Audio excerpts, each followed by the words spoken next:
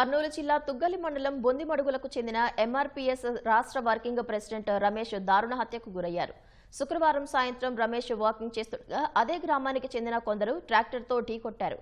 కింద పడ్డ రమేష్ పై రాడ్లు, కత్తులతో దాడి చేశారు. చుట్టుపక్క పొలాల్లో పనిచేస్తున్న వారు కేకలు వేయడంతో దుండగులు పరారయ్యారు.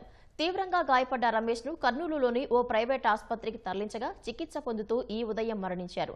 రమేష్ హత్యను నిరసిస్తూ దళిత సంఘాల నాయకులు శుక్రవారం రాత్రి కర్నూలు కలెక్టరేట్ ఎదుట ధర్నాకు దిగారు.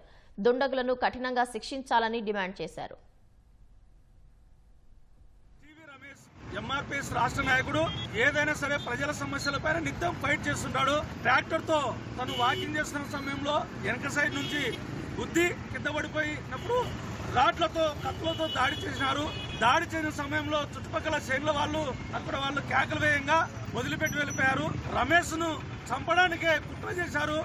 ఆ కుట్ర చేసిన రౌడీలను ఇమ్మీడియట్లీగా ఎస్పీ గారు అరెస్టు చేయాలని చెప్పేసి డిమాండ్ చేస్తున్నాం.